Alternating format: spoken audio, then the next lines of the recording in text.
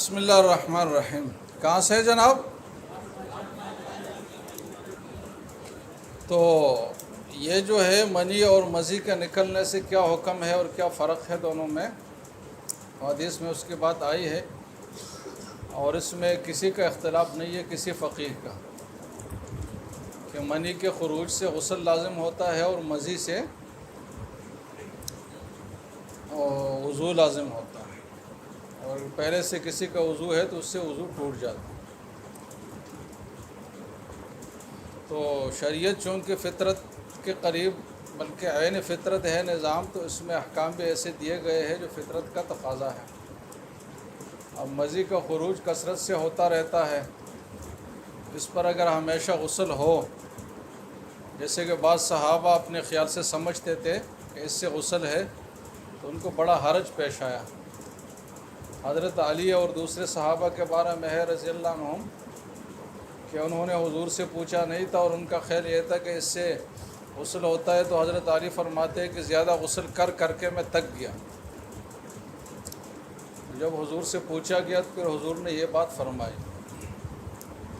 اب یہ حضرت علی کی روایت ہے، لیکن انہوں نے خود حضور سے نہیں پوچھا تھا، شرم و حیا کے باعث، بلکہ کسی اور دوست صحابی کے ذریعے پوچھوایا تھا.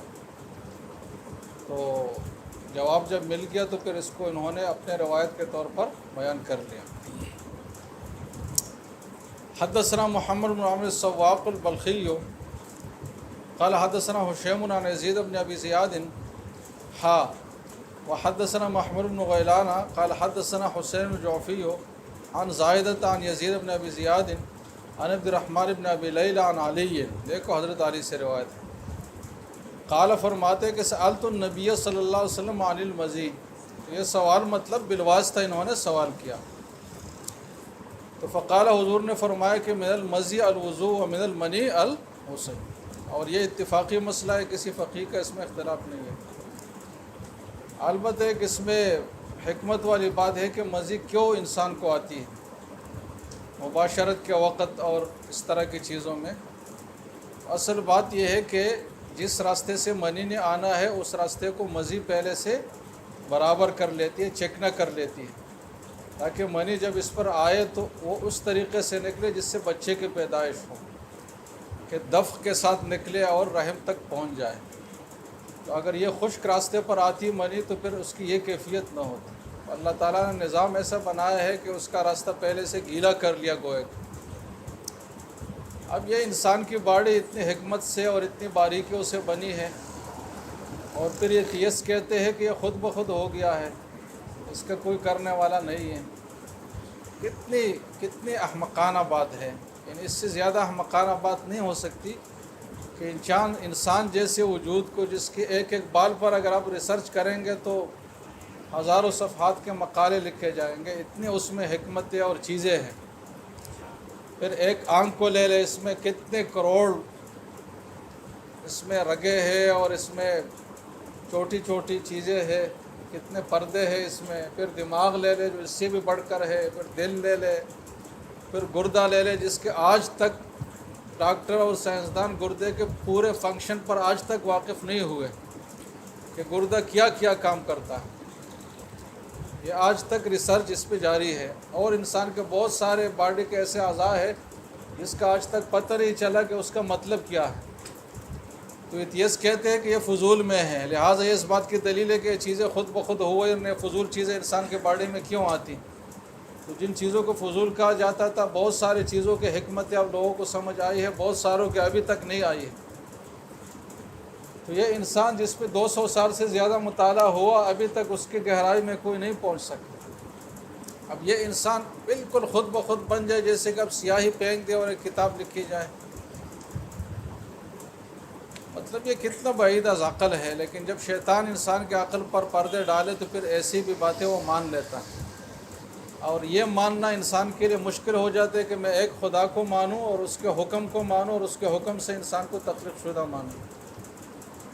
یہ کتنا سمپل ہے ماننے کے لیے، کتنا آسان ہے. اور دوسری طرف یہ کتنے جھنجھٹ ہے خود بخود ماننے کا، کیونکہ لا اب چانس کے تحت یہ ممکن ہی نہیں ہے کہ چیزیں بن جائے. اس کی اپنی ایک تفصیل ہے. یعنی اتنی مدت کائنات کو ملی ہی نہیں ہے کہ یہ چیزیں لا چانس کے تحت بن جائے خود بخود.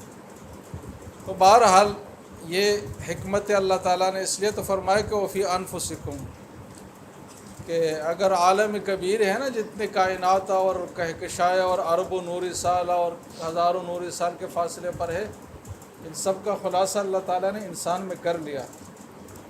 تو انسان پر ہی اگر ریسرچ ہو جائے اور بالکل غیر جانبدار ہو اور اس میں باہر کے اثرات کو نہ ڈالا جائے تو خود بخود اللہ تعالیٰ تک انسان پہنچ جاتا ہے.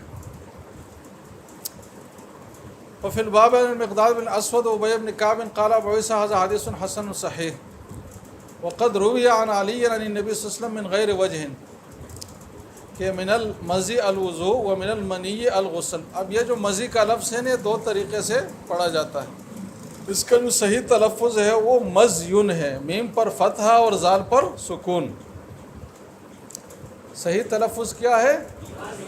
مزیون. عربی میں اب کہیں گے تو مزی کہیں گے. مزی جو ہے یہ جو زال پر ہم کسرہ ڈالتے ہیں یہ اردو والا تلفظ ہے. وهو قول عامت اہل العلم من اصحاب النبی صلی اللہ علیہ وسلم متابعین، و بھی یقول سفیان شافعی و احمد اسحاق، اور باقی فقہا کے بھی نام لے لے، کسی کا اس میں کوئی اختلاف نہیں ہے. اگلا باب ہے فی المزی یصیب الثوب، کہ مزی سے غسل تو نہیں، یہ وضو ہے، لیکن جب یہ کپڑے پر لگ جائے بدن پر تو پھر اس کا پاک کرنا لازم ہے یا نہیں ہے، اور اگر لازم ہے تو کس طریقے سے پاک کیا جائے گا. آپ کیا سوچ رہے ہیں بھائی؟ میری باتوں کو سوچ رہے کوئی اور سوچ رہے؟ مزی کو تو نہیں سوچ رہے ہیں نا. بس اس کے بارے میں اتنے سوچ کافی تھی جو میں نے آپ کو بتایا اس کے حکمت پر. وہ بھی قال حدثنا حناد قال حدثنا عبدۃ بن محمد بن اسحاق عن سعید بن عبید هو ابن الصباق عن ابیہ عن سہل بن حنیف قال، تو ایک دوسرے صحابی ہے کہ کنت القى من المزی شدۃ وعناء، کہ مزی کی وجہ سے میں شدید تکلیف اور مشقت کا شکار تھا. کیا تھی وہ شدید تکلیف اور مشقت؟ کہ بار بار غسل کرتے تھے، کیونکہ صحابہ کی صحتیں بھی بہت اچھی تھی، تو تھوڑی سی چھیڑ چھاڑ سے ان کو ساری چیزیں ہو جاتی تھی. تو فکنت اکثر منہ الغسل، میں اس سے بہت زیادہ غسل کر لیا کرتا تھا. فذکرت ذلک لرسول اللہ صلی اللہ علیہ وسلم وسألتہ عنہ، تو فقال، فرمایا کہ انما یجزئک من ذلک الوضوء، پہلی بات تو یہ ہے کہ آپ کے لیے وضو کافی ہے، غسل کی ضرورت نہیں ہے. فقلت یا رسول اللہ، میں نے دوبارہ پوچھا کہ کیف بما یصیب ثوبی منہ، کہ کیا کروں میں اس سے جو کپڑوں کو پہنچے تو اس کو کیسے پاک کروں. تو قال، حضور نے فرمایا کہ یکفیک ان تأخذ کفا من ماء فتنضح به ثوبک حیث تری انہ اصاب منہ، کہ آپ کے لیے بات کافی ہے کہ ایک چلو پانی لے لے اور آپ کپڑے پہ دیکھیں جہاں مزی پہنچی ہے تو وہاں اس کا چینٹا ماریں. اب فتنضح کا ایک معنی ہے چینٹا مارنا اور دوسرا معنی ہے ہلکا سا دھونا. اسی وجہ سے مجتہدین میں اختلاف بھی آیا ہے. امام احمد رحمہ اللہ فرماتے ہیں کہ مزی کے پاکی کے لیے چینٹے مارنا کافی ہے، بس باقاعدہ دھونا کوئی ضروری نہیں ہے. اور وہ اسی حدیث سے استدلال کرتا ہے کہ حدیث میں فتنضح کا لفظ آیا ہے نا، اور تنضح کا معنی کیا ہے جناب؟ اور دوسرے تینوں فقہا فرماتے ہیں کہ نہیں، اس کا غسل اور دھونا ضروری ہے. البتہ اتنی رعایت اس میں ہے اس لفظ کی وجہ سے کہ اس میں غسل بلیغ اور بہت اہتمام سے 3 بار دھونا جیسے ہوتا ہے اور نہ چھوڑنا، یہ چیزیں ضروری نہیں ہے. غسل خفیف بھی کافی ہے. غسل خفیف کی مقدار کیا ہے؟ کہ آپ پانی ڈالے اور جس جگہ ہے اس جگہ کو پوری گیلی کر لے اور اتنا پانی ڈالے کہ ہلکا سا نہ چھوڑ کر کچھ اس سے نکل بھی جائے، بس ایک بار ایسا کر لے تو کافی ہے. تو باقی فقہا فرماتے ہیں کہ غسل خفیف اس کے لیے کافی ہے. اور یہ جو فتنضح کا لفظ ہے اس کا معنی چینٹا مارنا نہیں ہے، بلکہ اس کا معنی یہ ہے کہ ہلکا سا دھونا، کیونکہ عربی میں دونوں معنوں کے لیے استعمال ہوا ہے.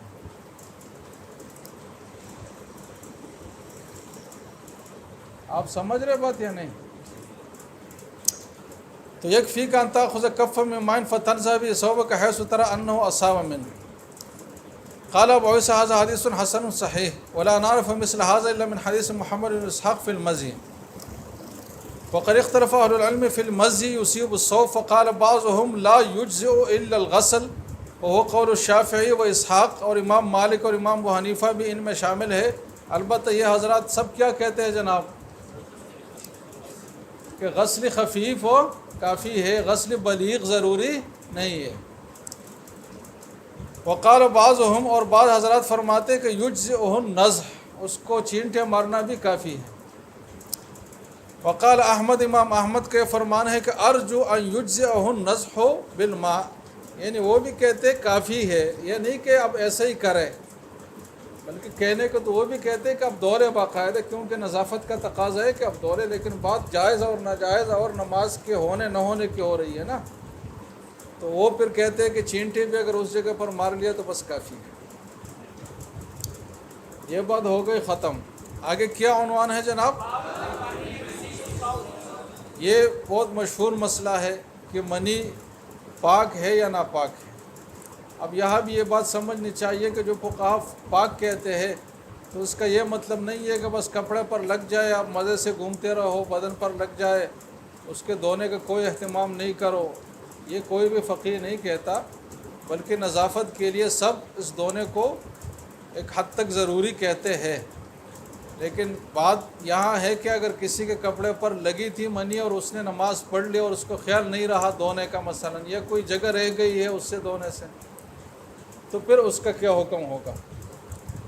تو پھر اس میں اختلاف ہے۔ امام شافعی اور امام احمد، کون کون جناب؟ یہ دونوں حضرات اس کے پاک ہونے کے قائل ہیں کہ یہ اگر کپڑے پر لگے اور اس کسی نے نماز پڑھی تو نماز ہو جائے گی، بدن پر لگے تو بھی نماز ہو جائے گی، پانی میں اگر گر گیا کسی طریقے سے تو پانی ناپاک نہیں ہوگا۔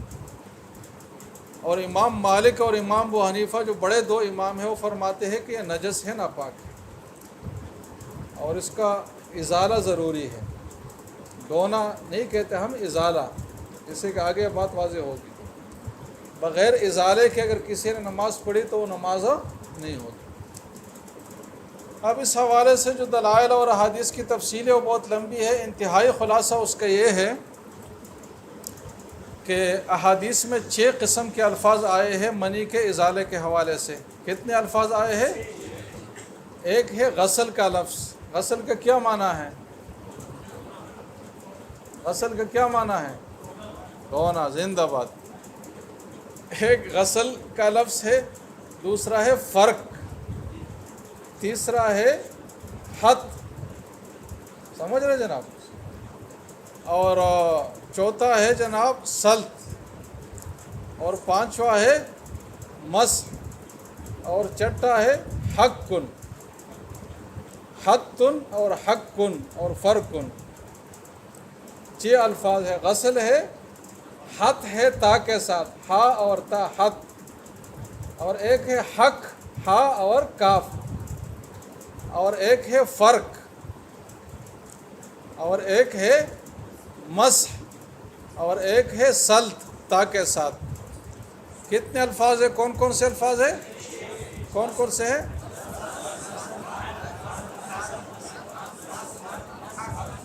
جی، غسل، حد، حق، فرق، مسح اور سلط۔ احادیث آپ سارے تلاش کریں گے تو 6 الفاظ آپ کو یہ ملیں گے۔ غسل کا معنی ہے دھونا، حق اور حد اور فرق، ان تینوں کا معنی ہے کرچنا۔ ایک چیز خشک ہے نا، جیسے کہ بلغم کپڑے پر لگے خشک ہے، اس کو اب ناخن سے یا لکڑی سے کرچ دے تو ان تینوں، اس کو کیا کہا جاتا ہے؟ اس کو حق بھی کہتے ہیں، اس کو فرق بھی کہتے ہیں، اس کو حد بھی کہتے ہیں۔ مس کا لفظ ہے پہنچنا، جیسے کہ یہاں کوئی چیز پڑی ہے، میں کوئی کپڑا اٹھا کر اس کو پہنچ لوں۔ اور سلط کا معنی ہے دور کرنا، سلط کا معنی ہے دور کرنا۔ تو یہ 6 الفاظ آئے ہیں۔ اب دونوں قسم کے فقہا ان 6 الفاظ سے استدلال کرتے ہیں۔ امام احمد اور امام شافعی فرماتے ہیں کہ جب منی جو ہے وہ کرچنے سے بھی پاک ہو جاتی ہے، وہ لکڑی سے ہٹانے سے بھی پاک ہو جاتی ہے، وہ پہنچنے سے بھی پاک ہو جاتی ہے، وہ دھونے سے بھی، تو ان سب کا مطلب یہ کہ یہ پاک چیز ہے، کسی نہ کسی طرح اس کو ہٹاؤ نظافت کے لیے تاکہ برا نہ لگے، باقی چیز پاک ہے۔ ان کا یہ استدلال بھی معقول ہے یا نہیں ہے؟ بالکل ہے۔ امام مالک اور امام ابو حنیفہ فرماتے ہیں کہ جناب پاک ہونے کی بات جب ہوتی نا، جب کم از کم ایک بار حضور صلی اللہ علیہ وسلم سے زندگی میں یہ بات ثابت ہوتی کہ کپڑے پر منی لگی ہے اور بغیر کسی قسم کے ازالے کے انہوں نے اس کے ساتھ نماز پڑھی، گھر میں یا مسجد میں، جب تک یہ بات ثابت نہیں ہوتی تو اس کا پاک ہونا ثابت نہیں ہوتا۔ اور یہ جو 6 طریقے ہیں تو ہاں یہ ہمارا دلیل ہے کہ یہ ازالے کے طریقے ہیں نا، تو منی کو کسی نہ کسی طریقے سے ضرور زائل کیا گیا تب نماز پڑھی گئی، تو یہ کس بات کی دلیل بن سکتے؟ اب خود بتائیں۔ نجاست کی، ناپاکی کی۔ البتہ اتنی بات ہے کہ وہ ایک خشک چیز ہے اور اس زمانے میں قوت مضبوط تھی تو اس میں گاڑھا پن بھی ہوتا تھا، تو وہ اگر خشک ہے تو کرشنے سے بھی وہ ظاہر ہو جاتا تھا، لکڑی سے ہٹا دیا تو بھی پوری ایک چیز ہٹ جاتی تھی، پہنچنے سے بھی یہ ہو جاتا تھا۔ جیسے کہ یہاں کوئی جیل ٹائپ چیز پڑی ہو اور آپ پہنچ لے تو وہ جگہ صاف ہو جاتی ہے نہیں؟ تو یہ پہنچنے اور زائل کرنے کے طریقے تو مختلف تھے، لیکن کبھی بھی ایسا نہیں ہوا حضور صلی اللہ علیہ وسلم کی پوری زندگی میں کہ ایسے کپڑے میں نماز پڑھی گئی ہو، بلکہ اس کے برعکس ثابت ہے۔ حضرت عائشہ کی روایت ہے، بڑی صحیح روایت ہے کہ ایک بار حضور کے کپڑے کو میں جگہ جگہ سے دھوئی اور اس پہ گیلا پن نظر آ رہا تھا اور حضور اس کے ساتھ ہی چلے گئے مسجد میں نماز پڑھانے کے لیے۔ تو ویسے اگر صرف نظافت کے لیے ہوتا تو آپ خود بتائیں کہ ایسا ہوتا یا ایسا ہوتا کہ نماز پڑھا لو بعد میں آ کر زائل کرو، لیکن یہ نظافت کے لیے نہیں تھا، طہارت کے لیے تھا۔ اس طریقے سے حضرت معاویہ رضی اللہ تعالیٰ عنہ اپنے بہن حضرت ام حبیبہ سے روایت کرتے ہیں کہ انہوں نے اپنی بہن سے پوچھا جو زوجہ مطہرہ تھی کہ حضور صلی اللہ علیہ وسلم جس لباس میں مجامعات فرماتے تو کیا اس میں نماز بھی پڑھتے؟ تو حضرت ام حبیبہ نے فرمایا کہ نعم اذا لم یر فیہ اذا، کیا فرمایا کہ نعم اذا لم یر فیہ اذا، کہ ہاں اسی کپڑے سے نماز پڑھاتے تھے، پڑھتے تھے جب اس میں کوئی اذا نہ دیکھتے۔ اذا کیا چیز ہے؟ نجس چیز۔ اب اس میں نجس چیز مجامعات کے بعد کیا ہو سکتی ہے؟ منی ہو سکتی ہے۔ تو ان کے بات کا بھی مطلب یہ ہے کہ اگر منی کے اثرات دیکھتے تو پھر اس کپڑے میں نماز نہ پڑھتے، ہاں جب کوئی اثر نہ لگتا تو پھر نماز پڑھ لیتے تھے۔ تو یہ دلائل ہے کہ یہ ناپاک چیز ہے۔ ان حضرات نے ایک دوسرا استدلال بھی کیا ہے جو ایک لحاظ سے عاشقانہ استدلال بھی ہے اور تھوڑا سا عقلی بھی ہے، کہ منی سے تمام انسانوں کی تخلیق ہوتی ہے اور انبیاء کی تخلیق بھی اسی سے ہوتی ہے، تو یہ اگر ناپاک چیز ہو تو کیا ہم یہ کہہ سکتے ہیں کہ انبیاء ناپاک چیز سے پیدا ہوئے ہیں؟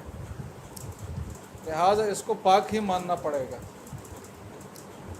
یہ جذباتی قسم کی دلیل ہے، لیکن یہ دلیل کوئی چلنے والی نہیں ہے، اس لیے کہ انبیاء بھی عام نیچرل طریقے سے ہی ماں کے پیٹ میں پلتے ہیں، پیدا ہوتے ہیں، تو ان کو بھی ماں کے پیٹ میں غذا کس چیز کی شکل میں دی جاتی ہے؟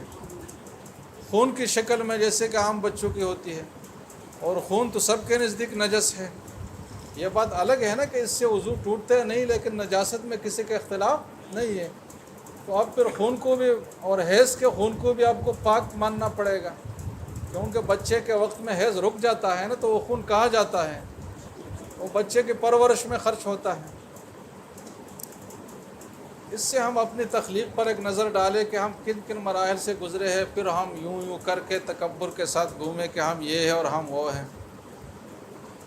تو اس لیے تو اللہ تعالیٰ نے جگہ جگہ حوالہ دیا ہے نا کہ اب اپنی تخلیق کے چیزوں پر دیکھو تو تب آپ کے سارے غرور خاک میں مل جائیں گے سب چیز۔ بہرحال تو اگر یہ استدلال ہے تو پھر آپ کو حیض کے خون کو اور خون کو بھی پاک ماننا پڑے گا جس کے آپ قائل نہیں ہیں۔ تو وہ کہتے ہیں کہ یار اس میں تو انقلابی ماہیت ہو جاتا ہے نا، کہ وہ خون تو نہیں رہتا، وہ تو گوشت بن جاتا ہے، ہڈی بن جاتی ہے، اعصاب بن جاتے ہیں۔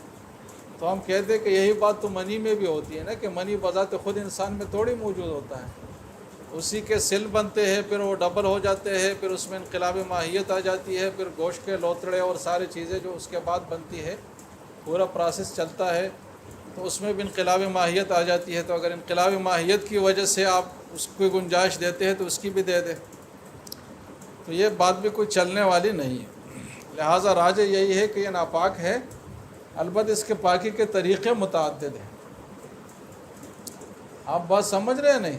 اب دیکھیں ذرا، وہ بھی قال حدثنا نادن قال حدثنا نہیں، ہاں ٹھیک ہے، وہ بھی قال حدثنا نادن قال حدثنا ابو معاویہ عن الاعمش عن ابراہیم عن حمام بن الحارث قال ضاف عائشہ ضیفن کہ حضرت عائشہ کے پاس ایک مہمان ٹھہرے، فامرت له بملحفۃ صفراء، تو رات میں اوڑھنے کے لیے انہوں نے ایک پیلے رنگ کے اوپر اوڑھنے کے لیے بستر ان کو دے دی، فنام فیہا، وہ اس میں سوئے، فاحتلم، اور اس کو بے خوابی ہو گئی، اور اس پہ بھی کچھ چیزیں لگ گئی اس ملحفہ صفراء پر، فاستحیا ان یرسل الیہا وبہا اثر الاحتلام، تو اس مہمان کو اس سے شرم آئی کہ میں اسی طرح یہ چیز حضرت عائشہ کے پاس بھیج دوں، تو فغمسہا فی الماء، اس کو پانی میں بھگویا اور اس کو زائل کر لیا، ثم ارسلا بہا، اور پھر وہ بستر بھیج دی واپس۔ فقالت عائشہ، حضرت عائشہ نے فرمائے، جو ایک حساس مزاج کی خاتون تھی، کہ لما افسد علینا ثوبنا، ہمارا کپڑے کو کیوں اس نے خراب کر لیا؟ ظاہر ہے اس زمانے میں رنگ اتنے پکے تو نہیں ہوتے تھے نا کہ وہ دھونے سے رنگ ظاہر ہوتا، تو ایک جگہ پیکی سی پڑ گئی باقی وہ ہے تو کپڑا بے مزہ ہو جاتا تھا۔ تو فرمایا کہ انما کان یکفیہ ان یفرکہ باصابعہ، اس کے لیے کافی تھا کہ انگلیوں سے اس کو کھرچ دیتے۔ اب یہ بات ہے کہ وربما فرقتہ من ثوب رسول اللہ صلی اللہ علیہ وسلم باصابعہ، کہ حضور کے کپڑے سے میں نے اس کو کھرچا۔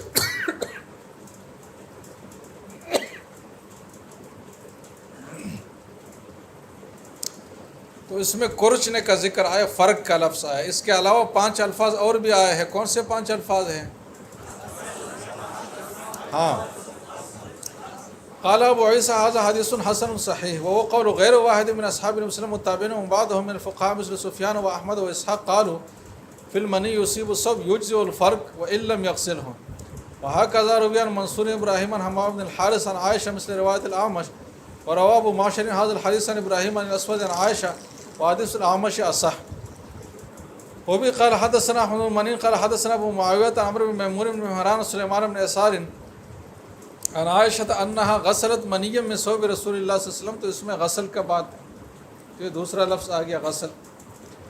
قال ابو عیسیٰ ھذا حدیث حسن صحیح، وہ حدیث عائشہ، اب جو حضرات پاک ہونے کے قائل ہیں نا، تو وہ اس حدیث کی یہ توجیہ کرتے ہیں کہ انہا غسلت منیم من ثوب رسول اللہ صلی اللہ علیہ وسلم لیس بمخالف لحدیث الفرق، لأنہ وإن کان الفرق یجزئ، کہ کرچنا بھی کافی ہے لیکن پھر بھی فقط یستحب للرجل، اچھا لگتا ہے کہ اللہ یرا علی ثوبہ اثرہ، تو یہ جو غسل تھا نا، یہ کس مقصد کے لیے تھا؟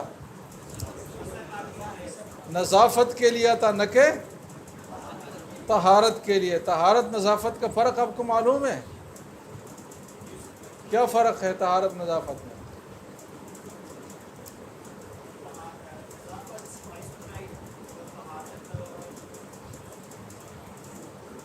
طہارت شرعی طور پر ایک چیز معنوی طور پر پاک ہونا، اور نظافت ظاہری طور پر چیز کا پاک ہونا۔ جیسے کہ آپ جو وضو کرتے ہیں اور آپ بالکل صاف ستھرے ہی کیوں نہ ہو، لیکن آپ کو طہارت حاصل ہوتی ہے، مطلب معنوی پاکی، اور نظافت ظاہری پاکی۔ فقط یستحب للرجل اللہ یرا علی ثوبہ اثر، قال ابن عباس، حضرت ابن عباس نے فرمایا کہ المنی بمنزلۃ المخاط، کہ یہ ناک کے بلغم کی طرح ہے، فَأَمِتْهُ عَنْكَ وَلَوْ بِإِذْخِرَةٍ، کسی لکڑی سے بھی اس کو ہٹاؤ تو کافی ہے۔ تو حضرت ابن عباس بھی کس چیز کے قائل تھے؟ جلدی بتاؤ۔ پاک ہونے کے قائل تھے۔ صحابہ میں کئی حضرات تھے جو پاک ہونے کے قائل تھے۔ حضرت علی رضی اللہ عنہ تھے، حضرت عبداللہ ابن عباس تھے، حضرت عائشہ تھی، اور حضرت عبداللہ ابن زبیر بھی تھے شاید۔